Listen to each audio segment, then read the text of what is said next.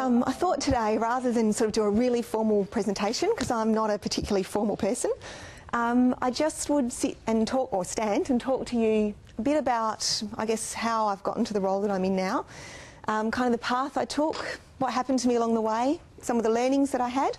And I'm really open. If anybody wants to ask me questions as we go along, please do. And I'll make sure that we've got some time for questions at the end as well. I won't go too much into us. As Tracy said, Nicola last time spoke to you about who Advantage SA is. I feel really lucky to be working for that. Thank you. Working for this organisation now. It's been a really interesting path to get to here, and I'll talk a little bit more about Advantage SA, my role and sort of how that fits together sort of near the end. So, I guess, how did I start? I've always been very committed and very enthusiastic. My poor parents, when I was younger, I was insistent that I had to start work as soon as I possibly could. So right from sort of 15, as soon as I could start working, I worked in the local fish and chip shop, making fish and chips for everybody, cleaning all the oil up in all the kitchens and doing all the horrible things. And so I always had jobs right from a very early age. For me, I think that's a really important step. It certainly teaches you, I guess, just the ability to respect a workplace and the fact that you have to turn up to work on time. You can't just take sickies because you might wake up with a headache one morning or a bit of a hangover from the night before. You actually have to go because it's someone's business and they're expecting you to be there the next day. So for me, it's a really important thing to have worked from a young age.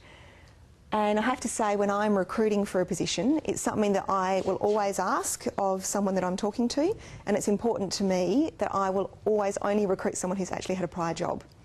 So I don't particularly want to be the one that has to break someone in and has to teach them all of the things about how to behave appropriately in a workplace. So I guess I'd strongly encourage any of you, if you are able to, and if you haven't already worked, I think it's a really important thing to go and get a part-time job just so that you can show that on your resume. It doesn't really matter what it is, it can be anything, but just the fact that you've worked and you've been responsible and done all of those things, I think is really important. So I lived in the hills as a kid, which was lovely, very close community when I grew up, and I went to Heathfield High School in the hills. Interestingly, as I was going through the end of primary school, I was always good at school, and my teachers pulled me aside sort of halfway through year 7 and said to me, we'd really like you to sit, what do you call it, scholarship exams to try and get you into Seymour College. And interestingly, at that time, I was very determined that I loved my friends and I loved living in the hills, and I refused to sit the exam, much to my parents' horror, and insisted on going to Heathfield High School, so didn't go to a private school at that point. So I've had a public school background. Luckily, though, the school that I went to had a really strong academic reputation, so I had a really good academic sort of path as I went through. Again, did really well through school, right through up until year 11, and got to year 11 and did really well, great subjects, got to my year 12 and decided, or actually sort of got near the end of year 11 and then suddenly decided I hated school. I don't know what happened to my poor parents. I think had another brain drain with me going, what is this girl doing?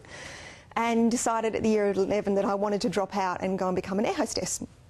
And my parents said, no way, I don't care what you're doing, but you're finishing school. If you choose to be an air hostess at the end of it, that's fine, but you're finishing school. So I thank my parents now for that. But I was, yeah, a bit contrary, I guess, in that time. So rather than doing full matric, I actually did a mixed subjects. It's called, I don't know what it's called now, but basically did 3 matric subjects and 2 not matric subjects when I did my year 12. And as a result of that, obviously couldn't go straight into doing a bachelor when I came out of school. So ended up my year 12, I did really well because by that stage I was there and made sure that I got really good grades so that I had the best opportunity to come into uni. And then I guess this is kind of the interesting story in that finished school and, you know, when you're going through and choosing the subjects or the courses that you want to do at uni, ticked my little box and I'd always wanted to do PR, thinking PR, marketing. As a kid there was a TV show called She's the Boss, none of you probably would remember it, but it was all about this blonde lady who was this amazing executive and she drove this little 2-door red Mercedes sports car and I wanted to be her. I thought she was awesome. She wore beautiful suits and had this amazing career. And so she inspired me from quite a young age to want to get into business and to be a successful business person. And she was in marketing. She had her own marketing or advertising company. So to me, that was awesome, what I wanted to do. So when I was ticking my course selections for uni, thinking I was going into PR. So I turned up to my first day of uni, and at that stage, I was at the campus further down North Terrace at that point. Turned up into my lecture theatre, didn't know anybody, sat next to this very nice looking girl. So I'm sitting there, the lecture starts, and I'm watching the lecturer going, it kind of doesn't sound too much like PR to me. And it turned out that I'd enrolled in IR and HR, which are kind of slightly different. So much for career planning. So yeah, very different start, I guess, in terms of where I thought I was going to kick off on. But again, in hindsight, I think having that experience in working in industrial relations and human resources as part of an overall business degree gave me some great grounding in terms of, I guess, just all of the employment things you need to know that as you progress your career and become a manager are really important components to being able to manage a team and manage your own staff. So in hindsight, really good things, but kind of a bit of a shock on that first day when I was sitting in my lecture theatre. So I completed my Associate Diploma of Business in Industrial Relations and HR. That was over a 2-year course, and again made sure that I had really good grades as I went through so that I could switch over and do the Bachelor of Business at the end of it. And rather than that being a normal 3-year course, they gave me quite a lot of status for the first part of it, so I did it in 2 years. So I moved over to do HR with that and picked up all of the marketing electives that were possible, so I could kind of get back a little bit on the path of that PR marketing original direction that I had. So when I finished uni, I was lucky enough to get kind of a contract role almost for a company called Chief Kitchenware. Chief Kitchenware was a family-owned business. It was owned by the Hurd family. And they'd had the business for their great father, actually started it, in just after the First World War. And it was originated because at that time there was lots of scrap metal left when they were making equipment for the war, and lots of aluminium left. And so the owner of the business at that stage decided that he'd take all of that leftover scrap aluminium and make fry pans and saucepans. And so he originated this manufacturing company and used to fill up suitcases of fry pans and saucepans and come down to the railway station and sell them off to people getting on and off trains all day. So he had the most amazing ethics in terms of running that business, and he was a lovely role model for me to come in as a really young person into that business, where he was a beautiful man. He would always take the time. He knew everybody's name in the organisation. At that stage there was probably about 140 staff. It was a manufacturing business, so there was a small number of office jobs, of which I had one as the HR assistant, but we were a manufacturing company, so the majority of the business was people sitting at presses and on spray lines and, you know, pumping out cookware. But he had some really lovely teachings, and one of them was that you were always kind to everyone, you needed to remember people's names, and you always took the time to be respectful to every single person around you.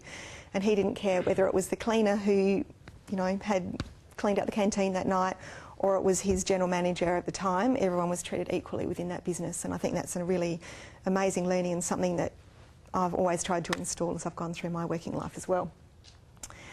So I took on the HR assistant role, and one of the first jobs that I was given to do was to go and write standard operating procedures for some of the equipment in the factory.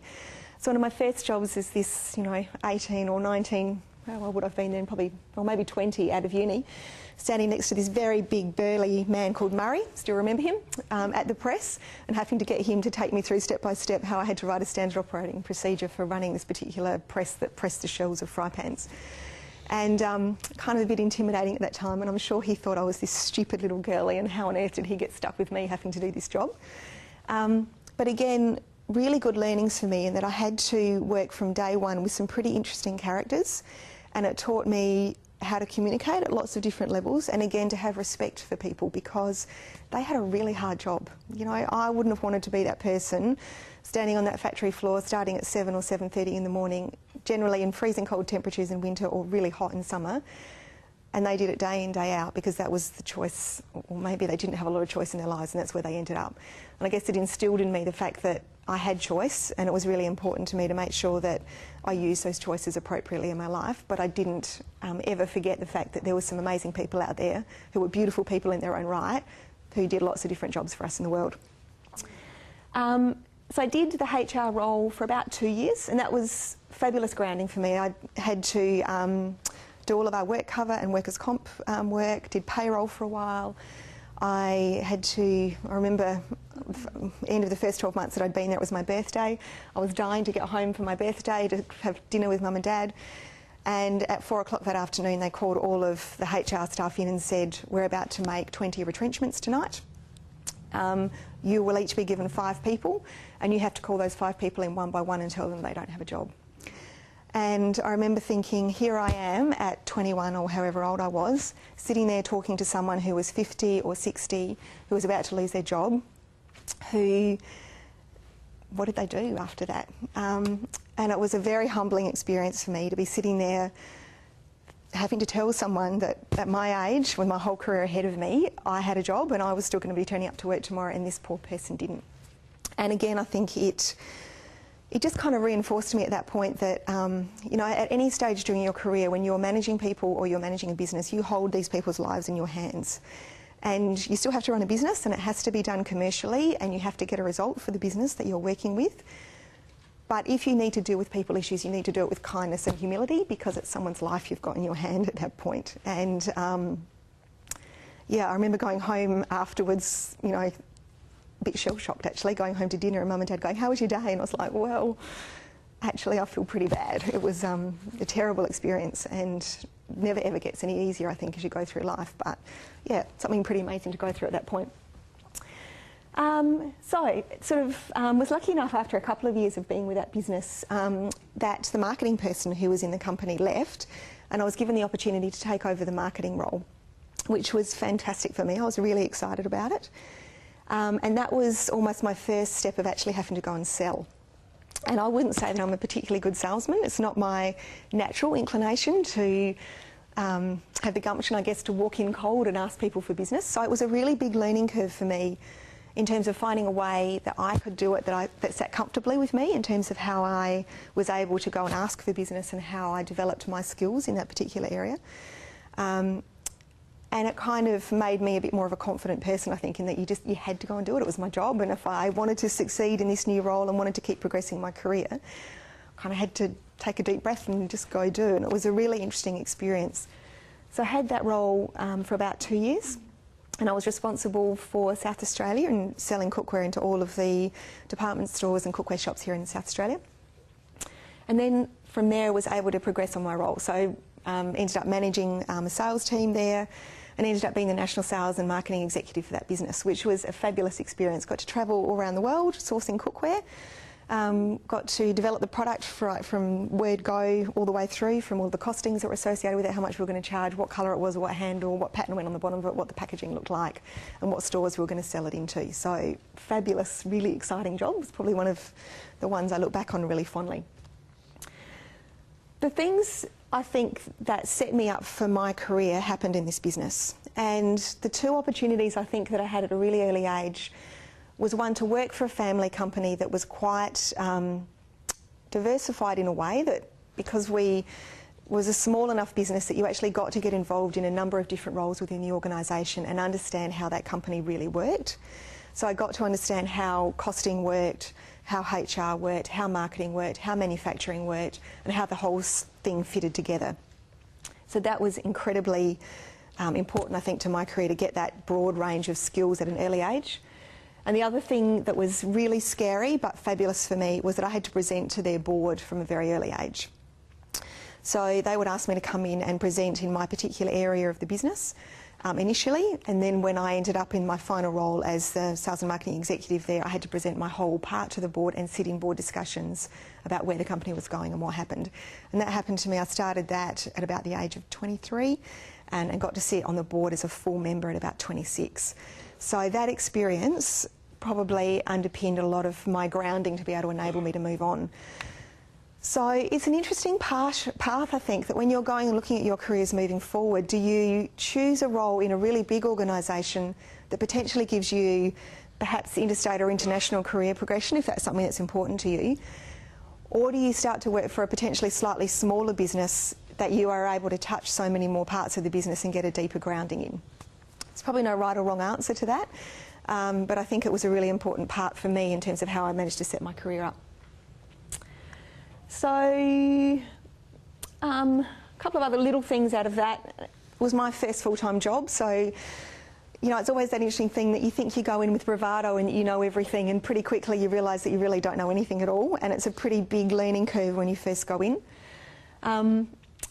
So just a couple of my learnings. I remember that I worked in hospitality all the way through going through uni, and when you work in hospitality, we used to clock off every 15 minutes, so it was normal that on your clock card you'd write every 15-minute block that you finished or started at. And so when I started this business, we used to have to put our times to start and finish, and so I used to write it down in 15-minute blocks because that's just what you always did. And I remember getting pulled over by the HR manager a couple of weeks later going, "What are you doing? Like, no one clocks in 15-minute blocks. Like, you shouldn't be a clock watcher and you shouldn't be writing down at that point, you know, that specific a time." And I was like, "Oh, okay, so sorry." But it's some of those funny little things that you just, I guess you don't know until someone has the courage or the lovely direction to be able to pick up and tell you some of these things. But they can make a big difference to how you're perceived in your workplace. The other thing was dress. I remember also getting pulled aside by my HR manager about 6 months in. And I remember at one stage going to an exam for uni, and this girl walked past me as I was lining up waiting to go into one of my exams, and she was wearing this really funky kind of suit coat, and I just thought she looked the coolest thing ever. And when I started working, that's how I wanted to dress. And I remember my HR manager pulling me up a little while afterwards, just going, "We're actually a manufacturing company and you kind of need to tone down your dress a little bit. It needs to be more conservative for the work that we're in. And you're going out there and you've got, you know, of a factory of, I don't know, 120 people, you've probably got 80 men out there. So you probably want to make sure that your skirt's not quite as short as you're wearing." And again, I went, okay, I get that. But again, it's just sort of all those things that as you develop your career, and you really important things to think about, because they can have such a big impact on how you personally are perceived in your workplace and what goes on. I've never ever had that issue since in my career, but kind of interesting things to know as you go through. A couple of the other things in that stage, and I'll go through a bit of this because these were some of the things that I guess kind of really set me up for the rest of my career as I went through. I had a really pedantic manager at this point in time. Great manager in that he was very clear on what he wanted, but he was incredibly pedantic. And again, some of these learnings I think have been and stayed with me through my career.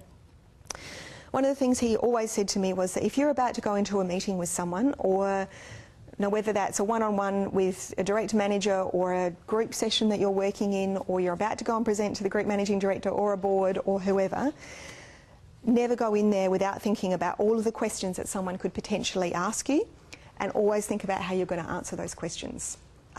Sometimes you'll get caught short and sometimes you can't think of everything, and at that point, rather than stumble through and make it up and make yourself look silly, go, "Great question, I'll come back to you on that," and make sure that you do.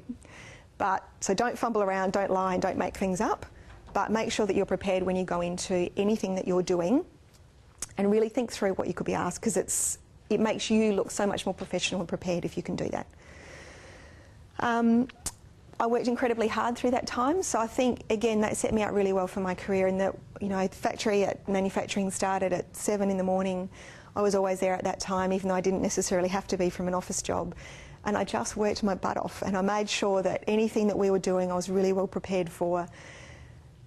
I don't think at the early part of your career you can assume that it's okay to work 9 to 5. You're setting yourself up in the eyes of your managers and your employers to be a really fabulous employee, and sure, you can walk out of the office at 5 o'clock every night, and sometimes you have to, and that's okay. But my strongest advice to you would be always do more than you have to do, because it is noticed, even though you might not be thanked for it. It is actually noticed, and it's important for your career. And the final point I just want to make out of this is, this was something that happened with my manager, and it's something that I get day to day when I'm dealing with my own team. You know, things don't always go right in a workplace, and sometimes things happen unintentionally. You know, and I'm as much to blame. I'm busy, and sometimes I don't stop and think about every single comment that I've made or word that I've said, or maybe I haven't explained something very well. And sometimes people around you can get upset about that, or you yourself may have been put into a situation with your manager or a teammate or something where you've kind of gone, hang on a second, that doesn't sit very well with me, or I'm not comfortable with how my work career is going, or I don't like the fact that you've made that decision, or whatever it might be. And my strongest advice to you is that it's okay to question, and it's okay to put a point of view forward. If anything, I think that's a good thing from staff perspective, to be strong enough to say what you think. But I strongly advise never do it as part of a whinge. So don't sit down in front of your boss and go, I am really peeved off with someone because they've done this and that's not fair, and whatever it might be. Always present objectively and factually about what your issue is. So if I have an employee who sits down with me and says, look, Karen, I'm really upset about the fact that, and I'll give you an example, we had someone who was doing some out-of-hours work for an event that we were running regionally. And they said, you know, I don't think it's fair that I'm working all these additional hours and I'm only getting time off in lieu. I really think I should be getting paid overtime for that. This is why I feel like this, and could we perhaps deal with it in this way? If someone presents objectively to me and in a factual way, I'm more than happy to listen to anything, and I will try and sort through any problem with them. But if someone just sits down with me and has a massive whinge, I'm kind of really not all that interested. So I can only recommend to all of you that it's absolutely okay to put forward suggestions, absolutely okay to state your point, but always do it in that manner. All right, enough of my learnings from early days. So interestingly, that job at Chief Kitchenware, so I was there for 8 years. In year 6, the owner of the business died of leukaemia, and it was a family business, and the rest of the family decided that they didn't want to continue the business. So we were sold to Gerard Industries. They had a electrical homewares business at the time, and they folded our cookware business into the electrical homeware business.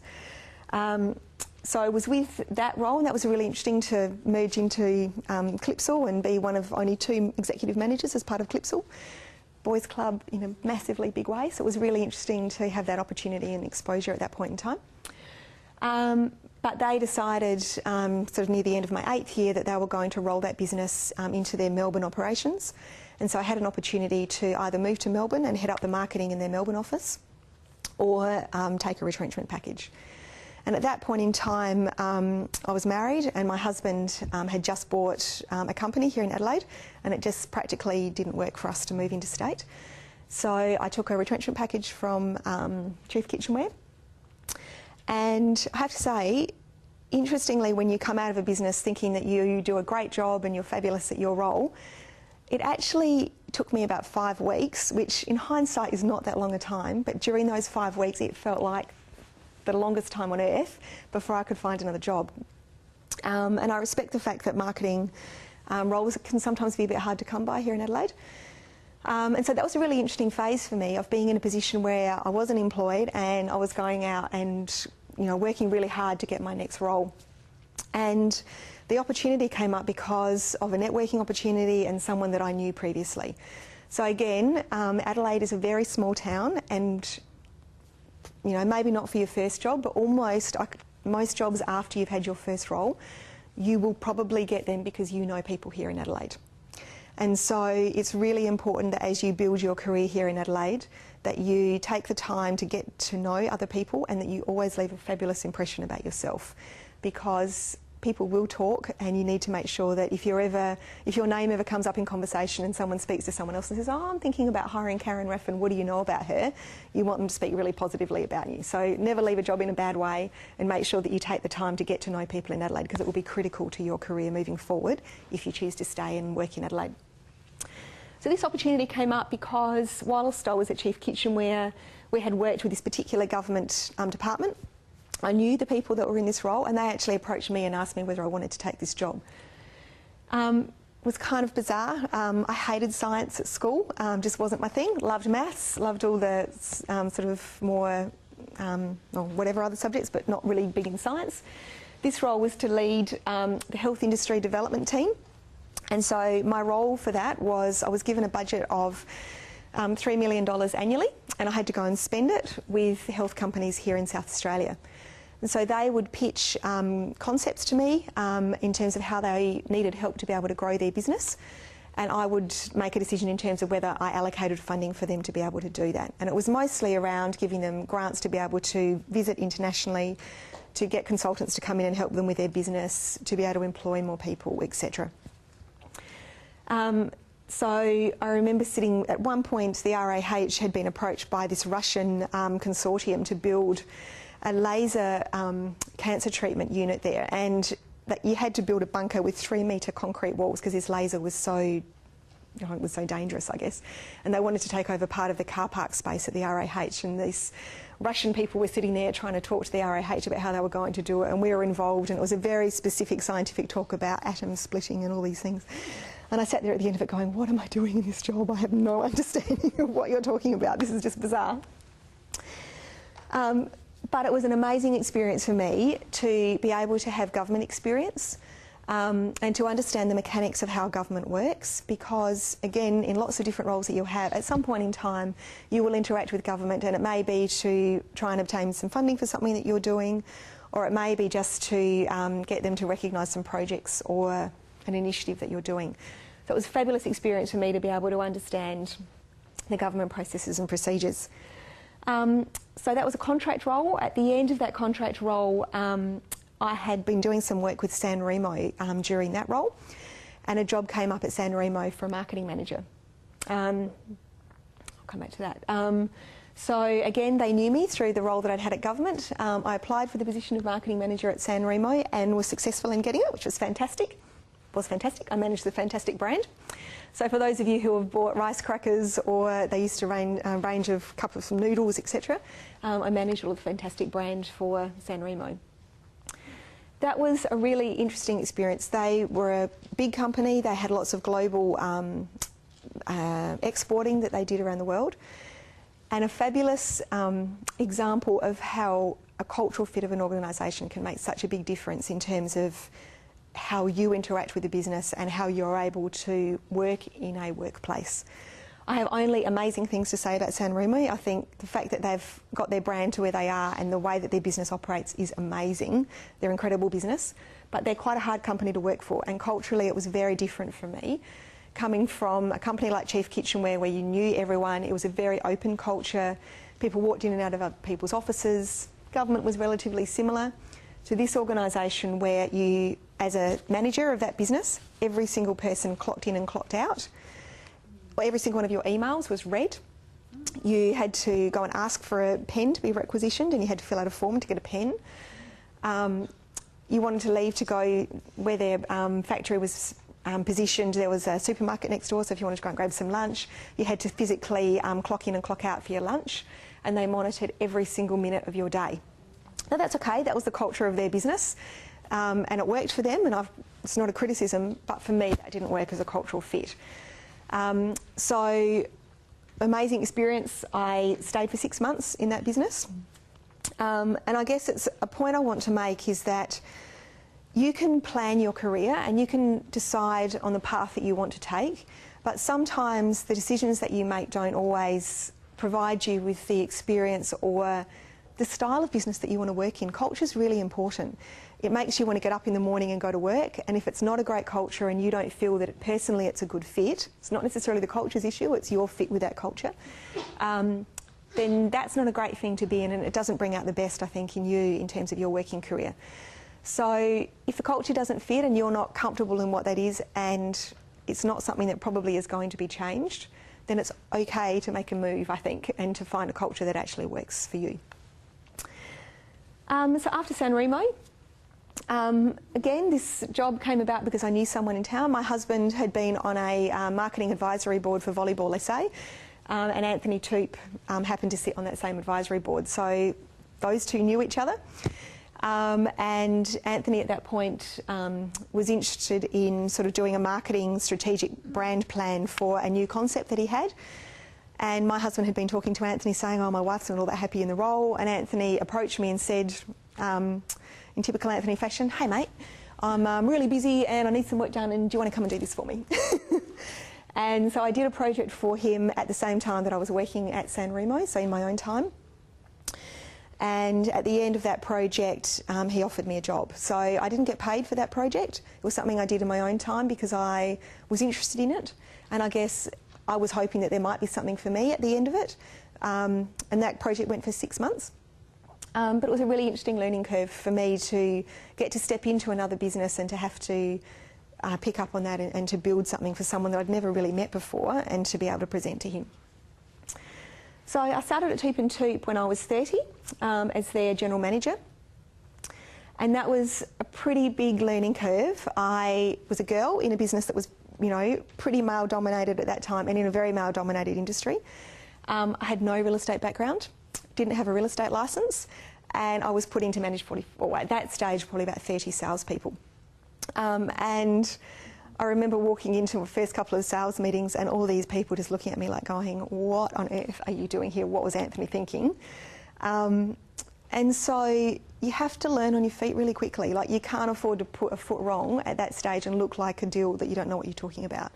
So I did an enormous amount of reading about real estate, a lot of reading about the business, and took a huge amount of time and effort to quickly understand what that business was about and how it worked and why. And so poor Anthony, I think, got his ear talked off the first bit because I asked so many questions trying to understand how it all fitted together so that I didn't look like a complete deal when I was standing in front of people. It was a really interesting business, and again, this was probably the second company which taught me so much in terms of how to manage and how to be a person myself almost, because it was in a huge out of my comfort zone role in terms of taking on this job. And if I'd known in advance how much out of my comfort zone, I don't know that I would have had the courage to do it, but you kind of get into it and then you just have to because you're there and you don't want to fail, and so you're determined to do a good job, so you go and do it. And so managing real estate people was really interesting. They are one of the hardest people I've ever had to manage in my life. They are either doing bum dances down the corridor because they're so excited and high-fiving you and can't stop talking, or they are rolling around on the floor about to slit their wrists because the world has come to an end. And they're just such up and down personalities. And so you're kind of cuddling them one minute and the next minute you're, you know, in excitement with them. And in the meantime, you're trying to keep them actually doing their job, which was really interesting. And the industry itself is all over the place. It's a very hard industry to be able to financially plan where you're going. You can have an amazing month one month and for no reason a shocking month the next month. And so it was really up and down and really difficult to manage in terms of financially of how that business worked and keeping everybody on track to make it all happen. So I had to learn to manage a lot of different personalities very quickly. And I had to learn to manage up. I don't know whether any of you have ever met Anthony TOOP and his wife Sylvia. They are amazing people. I love them. They're still some of my best friends and we still travel together and spend a lot of time outside of work even though I no longer work for them. But oh my God, they're hard. And he's a true entrepreneur. He is working a million miles ahead of everybody else. He doesn't clean up behind him, and his head, you know, the best analogy I can give you, and it's how I used to explain him when I was recruiting people for the business. He was a bit like, and I can't remember the name of the person, but you know in the Braveheart movie where Mel Gibson is on that horse and he's got his face painted blue and he is charging across the front of that paddock and he's just going, come on everybody, and he's gone. And that's what Anthony's like. And I was kind of like the little mother hen at the back with everyone cuddling them going, it's okay, we'll be fine, let's go, it'll be right. And trying to keep everyone together and in calm and picking up the pieces when he perhaps spoke a bit too harshly to someone because he wasn't even thinking about what he was saying. He was 10 miles ahead of everybody. So it was an incredible experience to work for him because it was a 24-hour, 7-day-a-week job. I would get phone calls at 6 o'clock on a Saturday morning with him freaking out because a property was not in the right spot on our real estate pages and where he would have put it if he'd had the choice of where he put it a property. Or he'd ring me at 11 o'clock at night going, mate, I've just had this idea that I'm about to make a snakes and ladders game for real estate and we're going to go and sell it to everyone and it's going to be our next gift for everyone who comes into real estate when they sell a house. Or seriously, he would come up with the most bizarre and sometimes amazingly fabulous things. But he was like a blowfly in a bottle. He was just all over the place. And so having to work in that environment where he would not sit down and have a meeting with you. So I would book meetings in to have to go through serious things for the business. He would cancel on me every single time. Would not sit down with me because that was boring stuff. Didn't want to have to worry about that. So you had to be creative about how you're able to get time with him and how you're able to get through to him and be heard with him. So I got to the stage where I would pick him up in the morning and drive him to work, and we would sit in a coffee shop and have a coffee, or I would insist that I drive him to meetings during the day, or, you know, really creative ways of how I actually got time with him. And you'll probably find someone like that in your life when you're working that is impossible to pin down, and you need to be creative about how you can do it, because that's just who they are, and it doesn't matter how many times you book a meeting into their diary, they probably won't show. But he pushes the boundaries in every single thing that he does, and so he taught me never to accept second best. So if someone, you know, staples their assignment together and there's a couple of pages that are crooked, he would send it back and go, not good enough. And so don't ever accept second best. You don't need to. Why would you accept second best when you can go back and fix it and do something? And he would always push every single boundary to get what he wanted. He was very media savvy, and so he would make sure that, you know, if we were doing an ad as part of a real estate section, he'd want to know every single free bit of editorial that we could possibly get because we were spending a bit of money. Or how did he get front page spot? Or how did he get a photo of him that he wanted there? Or what was the extra bit that we could get because we were doing this bit? And so he always taught me to question and to make sure that you extracted every single possible thing that you could out of a deal, but fairly. So always leave something for the next person. Never screw someone because you have to do business with them again. So it has to be a good deal for both parties to make everyone want to continue to work together, but push the boundaries and make sure that you get every single thing that you can out of every deal. And again, it was another family business, so I've had lots of family business experience, and it teaches you that every dollar that comes across your desk is a real dollar. Like that makes a difference in terms of whether that goes into their pocket or it goes back into building that business. It's not some imaginary dollars that sort of sits in someone's, you know, ASX listing. They're real, and that was great experience for me because I think no matter what size business I now work in, I treat every dollar as if that was my dollar that I'm looking at how I'm spending it, and would I, if that was my dollar, would I make that business decision? So you can get complacent sometimes if you're working in bigger firms that the dollars don't really mean anything, but they do, and if you can manage them really cleverly and well, I think again that is testament to you being a good person and a good employee for someone. So TOOPS was a really interesting and amazing experience. At the end of 7 years, so I finished up with TOOP and TOOP 2 weeks shy of my 7 years because I didn't want to have to make them pay out long service leave for me. It was my choice to leave, and I wanted to do the right thing by them, and I wanted to maintain my business and working relationship with them moving forward. Adelaide was a small town, and the last thing I wanted to do was leave them in the lurch and have them speak poorly of me when I left. So I found my own replacement. I went out and lined up someone who I thought would be fabulous. So when I went to resign to him, I had a plan to him in terms of how he can continue to run his business, so I didn't leave him in the lurch. I gave him time to make sure that I did a good handover, and I didn't financially hit him in the pocket. And I could have, and it would have been nice to have those dollars in my pocket at that point in time, but I can tell you it's repaid me I don't know how many times, in that he is my biggest advocate out there in this business world. He knows a lot of people here in Adelaide, and he will always speak highly of me, and you can't pay for that. So it was fabulous. So I left TOOP and TOOP, and really he wore me out. At the end of 7 years, I just couldn't do it anymore, and I needed to go and do something different. And I think 7 years is a good time in a business. For them, they needed someone with some fresh ideas and fresh thought, I think, and fresh energy into the business as well. So I left TOOP and TOOP and went to Perks. Massive difference. And again, these guys are an amazing company. So I went from a real estate company where I had people lined up at my door out in the corridor. The energy was bouncing off the walls. It was 24/7. My phone was on constantly. I would get phone calls all weekend. And when you left your business, or when I left my desk at night, it was never the same when I came back the next morning because someone had done a deal overnight. A customer had complained because there was a dot missing on their signboard, and oh my God, their house now wasn't going to sell. And, you know, it was just an ongoing business. To Perks, which again was a very different culture. So they're the largest mid-tier accounting firm. They have 17 owners of that business in a partnership, and they're one of the most innovative mid-tier firms, and very well respected for what they do. They've been the first one to successfully integrate financial planning, accounting, loan business, and auditing into one business. And it truly is an integrated model where a lot of other companies have those services but they haven't truly integrated them. So that was interesting, coming into working for a company where it was hugely high energy, really noisy, really full on, into my office where seriously if I dropped a pin you could have heard it. And everyone was quiet and everyone sat at their desks, and you know they had their billable hours, so they had to mark every minute down in terms of how their day worked. And so they didn't want to go and do training sessions, because if they went and took an hour out of their day, they had to make that hour up somewhere to recover that time. So completely different culture, completely different energy. And I went from working for two partners who were, two owners who were incredibly creative and out there and very media savvy and out in front of everyone in Adelaide all the time, to a company where the 17 owners were very inter-focused.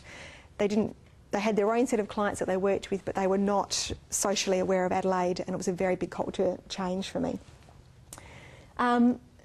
And managing 17 people rather than two who had completely different priorities was a really interesting curve. So I was CEO for them for 3 years. And I guess out of that took the ability to have to manage a whole lot of different people and to be successful in a different culture where, again, I was a woman CEO with 16 men owners and 1 female, and that female was a late appointment, so she was made a partner in the last year that I was there. So very different dynamics to have to work within and to be trusted and to be respected in the role. So again, it was just working really hard and understanding their business, always presenting professionally, and you know, they were boys. They went away on a Perks trip every single year, which was their hair letdown trip, and very lovely. They invited me to come along to it every year, but they would get completely drunk and do whatever, and that's fine. That's in their time, and no problems with that. But I never did that, so they would never have seen me tipsy. You know, it all sounds like fun at the time, but you never want to have that thing of the next day where they're going, "Oh, mate, fell over in the gutter overnight. How are you feeling this morning?" You know, it's just not a good professional look, and you can do whatever you want to do in your own social set, and, you know, when you're not getting photos of yourself, and you probably don't want those photos up on social pages, and do whatever you can in your own private life, but when you're trying to maintain your professional image and the way that you're perceived here in Adelaide in the business world, it's just not worth it. So be careful in terms of how you always conduct yourself in those things. So 3 years at Perks, loved it. They were a great company, but it really, I felt a little stifled in that environment in terms of the creative opportunities that I'd come from TOOPs. And so when the role from Advantage SA was in the paper, I was like, that would be one of my dream jobs. I would love the opportunity to go and do that. So again, I knew the CEO of Advantage SA at the time, Nikki Seymour-Smith, and I rang her and said, "Nikki, noticed that this job's in the paper. I'd love to put my hat in the ring if you think that I'm the sort of person that you're looking for. If not, that's absolutely cool. I don't want to waste your time or my time if I'm not what you're looking for. But if I am, I'd love the opportunity to come in and have a chat to you." So we went and had a coffee. So I asked her if I could catch up with her for a coffee prior to putting an application in. I went and had a coffee with her, and I asked her lots of questions about what the job was and what they were expecting, so that I had a really clear understanding of what that was. And then I went back and wrote my application letter and resume to what I understood the role to be. So I tried to tailor what that was. Went for my interview, and through the interview thought I'd completely stuffed it up. Just, I don't know, it didn't feel comfortable. It felt really weird. And I'm normally pretty good on my feet and can normally talk really well, but I came out of it going, I don't think I nailed that. And at the end of it said to them, you know, "Do you want my referees?" And they're like, "No, that's fine. We'll let you know if we do." And I'm thinking, this is not looking good. Didn't hear from them after that. And 2 weeks later went to an Advantage SA function that they had on, and the chairman who had interviewed me and Nikki were there. They pulled me aside and said, "We're so excited, we want to offer you the job." And I was like, oh my God, that's not what I was expecting. And so they didn't check any of my proper references. They'd done the word around Adelaide and had checked their own sources to find out whether people thought I was an appropriate person. So really interesting that even though you can provide your own references, they didn't check one of them. But it was my reputation of how I'd worked previously in Adelaide that enabled them to have the confidence to offer me that position. So good old Adelaide, it's very important. So this role for me, I'm almost, in a couple of days' time, up to my first 12 months. So it's been, again, a completely different experience for me coming into it. So the last 2 CEO roles that I had very close owners who were quite integrally involved in the business. This is probably the first role where I've almost got complete free rein in terms of where I want to take this business. I have a board who are fabulous, really supportive, and I use my board really tightly. So if I've got an issue, I will always engage my board. I keep my board up to date with what's going on without, hopefully, being a pain. So I think it's important that whoever you're managing up to needs to be across what you're doing in your particular position. There needs to be no surprises, so they need to understand what's going on in the day-to-day business, but not at every single detail. The stuff that's important to them, the things that if they were out at a social function in Adelaide and someone came up to them and said, oh, you know, I hear that such and such has happened, they need to be across whatever that is and be able to answer appropriately. You never want to give your manager or your board or anyone any surprises. So this is a great opportunity for me. It's put me back in the spotlight of Adelaide. So I go to a lot of functions. I speak publicly a lot. I'm in the media, so I've had to have some fabulous media training. And that's been probably something I haven't had to deal with as much previously. So how you act with the media, how you answer them and how you represent yourself in the business is really important. I don't really have time to go into that today, but it's a really important function that you understand when you're in those sort of roles. And for me, the challenge now is to continue to grow Advantage SA. We're partly government funded, we're a not-for-profit, so we're not a government agency, but we do receive some government funding for particular programs. And that funding will be up in June next year. So my role in the next little while is, are we doing what suits for government? Is what we're doing hitting the mark? How do we need to tweak? And what do I need to do so that when I'm pitching for that funding next time round, we're successful in being able to continue that? And how do I keep the business going properly? So all of the people who choose to be members with us, how are they continuing to be engaged, and how does that continue to add value back to them that they want to continue to be engaged with us as a business? And amongst all of that, I get to find out all the amazing things that are happening in South Australia that lots of times you don't get to hear about. And we get to cross over all of the amazing businesses, media and government that exist here in South Australia. So I think I'm probably one of the luckiest people with my jobs here in Adelaide at the moment. It's incredible. The other interesting thing, I guess, is that Adelaide's so small, and my biggest push at the moment with everything that I do is that collaboration is so important. You know, we don't have the luxury of being able to do lots of different things independently. So I strongly encourage you throughout your career, find opportunities to collaborate with other people who can help you in your career, or you can share resources with, or share ideas, or share functions, because most people are pretty happy to help you if you actually go and ask. And you can obviously get a lot more done by collaborating sometimes than you can by just always doing it by yourself. So to guess I hand up, or roll up I guess, my career learnings is nothing's ever handed to you. So there is no magical job fairy out there who's going to come along to you with this big silver platter and go, here's your dream job, here's everything you've ever wanted, go do it. Would be lovely if it was true, but it's not, and it will not happen, and so you're in control. You've got the opportunity to drive your career, take responsibility and do what it is that's important to you, and it is up to you.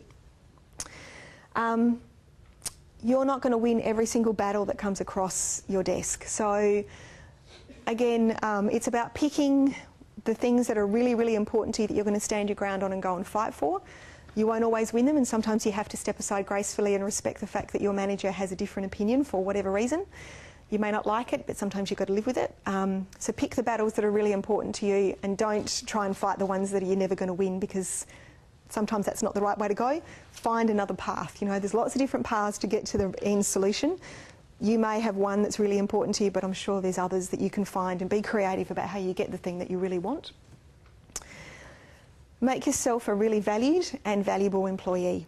Do that bit extra in the workplace.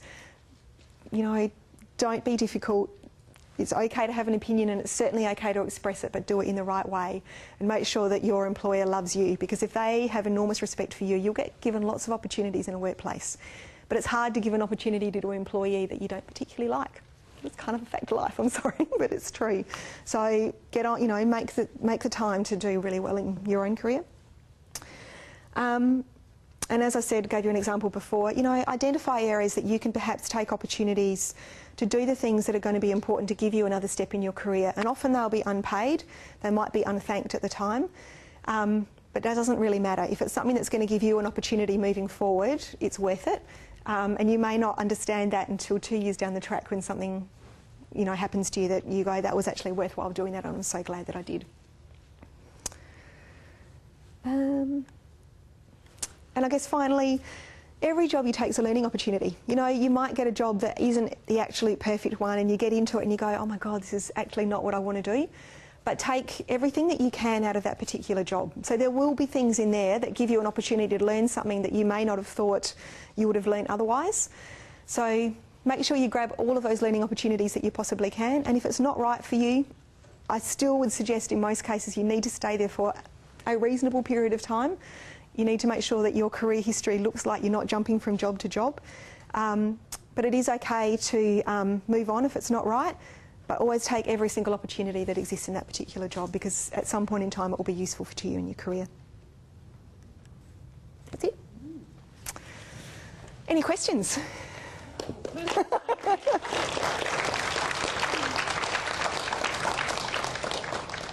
anyone have any questions for Karen?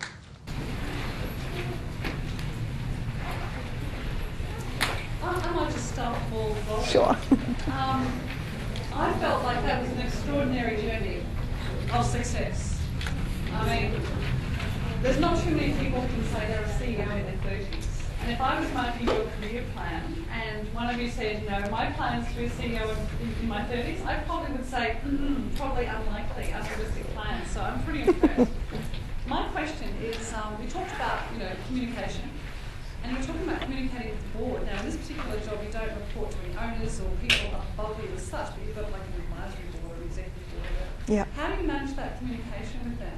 Because they're not there on the premises, right? No. So how often do you meet? How do you maintain that communication? Because that's hard. So I have a fortnightly meeting with my chair.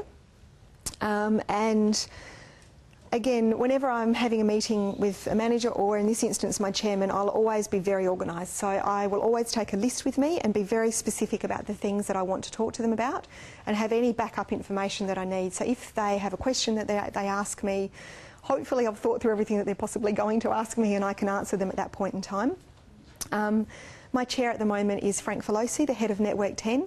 So he's really busy. You know, he's here in Adelaide, he's often in Sydney, you know, working on Channel 10 or Network 10 issues.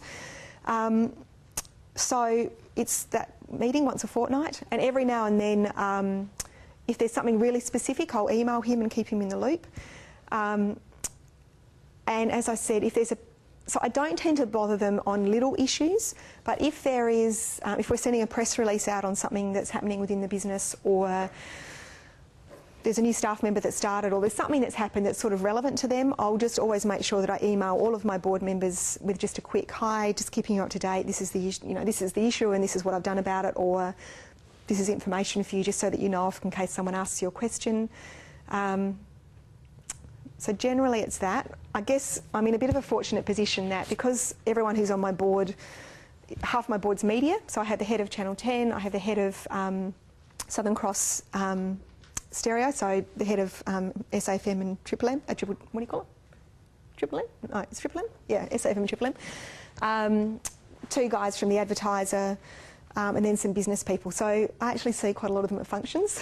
So sometimes if it's an issue, I get to actually talk to them one-on-one in a bit more of an informal environment. But my overriding rule is that I will never put my board member in for a surprise. So if there is something coming up that they need to know about, I will certainly make sure I've communicated to them. And do you meet with all of them at any point? We have a board meeting roster, so because we're a not-for-profit organisation, there's two separate sections to that. So we have a corporate governance committee meeting, which deals with all of the financials for the business, and that's a smaller subset of the board, and then we have a full board meeting. So they happen about 10 times a year that we sit down and meet. We don't always get every single person in a board meeting, but yeah, we have formal board meetings. It's challenging. Any other questions, people? Thinking about your own career plan that you've just created? No? Sarah? I was just wondering, the 6 months that you spent at San Remo, how did you explain leaving after 6 months to future employers, or to not? Well, I guess it wasn't really an issue per se because, like Anthony Toop at TOOP and TOOP took me on because he knew that I wasn't particularly happy in the culture that I was within. So for him it wasn't such a big deal, and because I'd had some relatively long service periods previously, it didn't look particularly bad on my resume, I guess. I mean, if I'd had, you know, lots of 6-month stints, that probably would be a little bit harder to explain. But I've had relatively long service histories, so, you know, 7 years with Chief, a sort of 12-month contract with the government, 6 months short with REMO, 7 years with, 7 years TOOP and TOOP, and then 3 years with PERCS, so it was okay, yeah. Okay, well, I hope you'll take the opportunity to chat to Karen while we're having something to eat and drink. We do have a small gift. Oh, thank you. Very tiny thing. For those of you in the Global Experience Program, you have one of these, a compendium. It's a lovely leather compendium. Thank you very much. I really appreciate that. Yeah. Thank you you so much. Please join me in thanking Karen. Thank you. Thank you so much.